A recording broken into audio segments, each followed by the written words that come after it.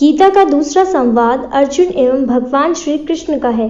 भगवद गीता में पहला संवाद नेत्रहीन धृतराष्ट्र और दिव्य दृष्टि युक्त संजय का है। अंधा तो देख नहीं सकता था, अतः वह किसी अंधे से नहीं वरन किसी आंख वाले से पूछता है।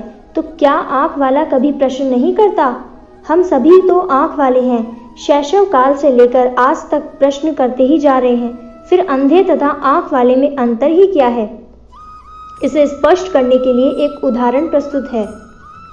ऐसा सुना है कि एक बार राज दरबार में जहांपनाह अकबर को उसके नवरत्न के दरबारी एवं मित्र बीरबल ने अंधा कह दिया था।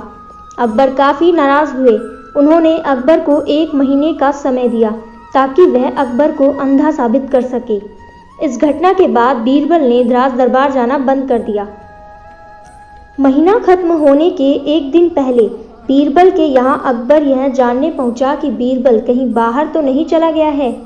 जब अकबर बीरबल के घर की ओर पहुंचने वाले थे तो उसने देखा कि बीरबल घर के बाहर अपने जूते की सिलाई कर रहा है। वहां पहुंचते ही अकबर ने बीरबल से पूछा, बीरबल क्या कर रहे हो? बीरबल ने जवाब दिया, महाराज आप तो देख ही रहे हैं कि मैं अपने जूते की सिलाई कर रहा हूँ। यह देखने के बाद भी आप प्रश्न पूछा, इसलिए तो मैंने आपको अंधा कहा था। आप तो देखकर भी प्रश्न कर रहे हैं, इसलिए आप तो अंधे से भी बदतर हैं। कहने का तात्पर्य यह है कि जो प्रश्न करते हैं वह एक तरफ से अंधे ही होते हैं, भले ही वे चर्म चक्षु से अंधे हो या ज्ञान चक्षु से। किसी अंधे और आंख वाले में क्या अंतर होगा? इस पर विचार करने के लिए भगवद गीता का दूसरा संवाद अर्जुन एवं श्री कृष्ण का संवाद है।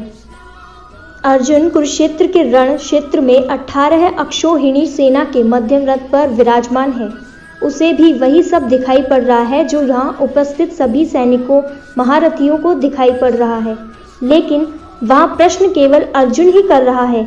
इसका कारण यह है कि अर्जुन को कुछ विशेष दिखाई दे रहा है। इस प्रकार प्रश्न करने वाले 3 प्रकार के पात्र हो गए। पहला नेत्रहीन धृतराष्ट्र, दूसरा साधारण नेत्र वाला अकबर तथा तीसरा विशेष देखने वाला अर्जुन।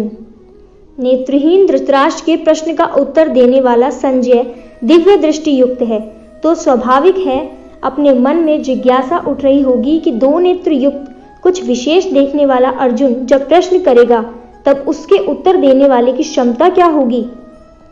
अर्जुन के प्रश्न का उत्तर केवल दिव्य दृष्टि युक्त श्री कृष्ण नहीं देते, अपितु दूसरों को भी दिव्य दृष्टि प्रदान करने की क्षमता रखने वाले भगवान श्री कृष्ण देते हैं। अतः गीता में अर्जुन उवाच तो लिखा है, लेकिन श्री कृष्ण उवाच कहीं नहीं लिखा। उसके बदले में भगवान उवाच लिखा है। इसका कारण हम समझ गए होंगे।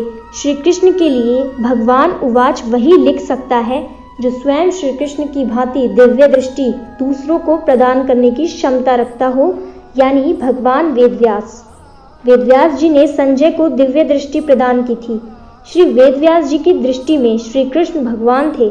अर्जुन को सौभाग्य प्राप्त हुआ कि उसे भगवान श्री कृष्ण का सानिध्य मिला था।